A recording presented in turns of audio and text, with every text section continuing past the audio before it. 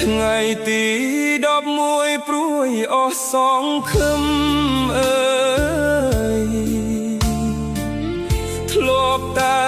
ញញឹមថ្ងៃបើកប្រាក់ខែ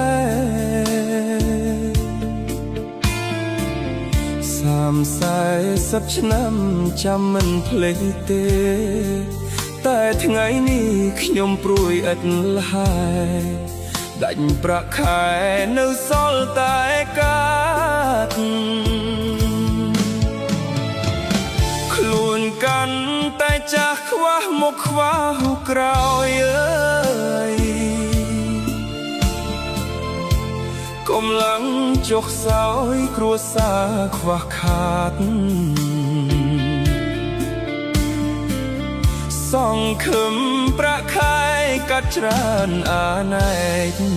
ទោះយំស្រែកពុំចេញទឹកភ្នែកទ្រូងស្ទើរបែកព្រោះតែបំណុលអស់អោជីវិតខ្ញុំមានសំណាងអំពើខ្ញុំសាង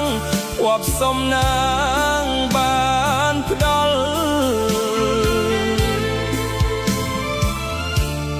សាម័យសង្គ្រាមជីវិតនៅសល់រស់ផុតដល់សពថ្ងៃ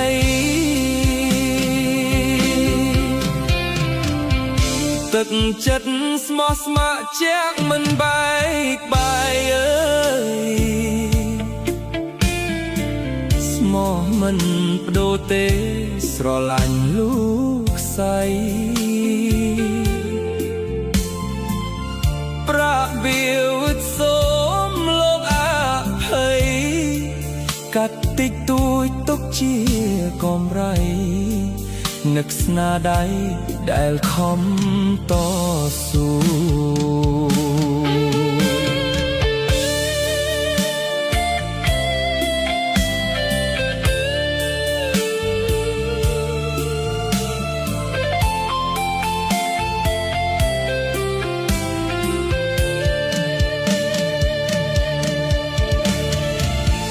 អស់អោ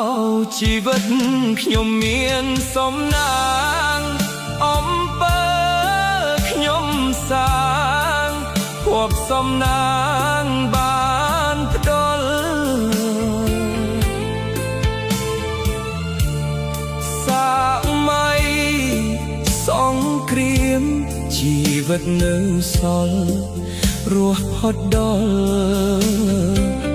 សពថ្ងៃ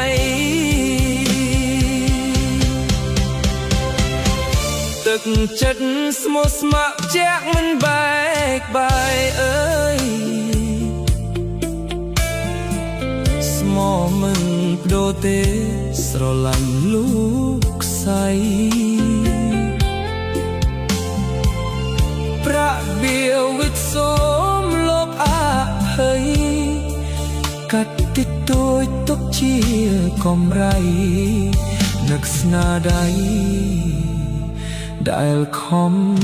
តស៊ូ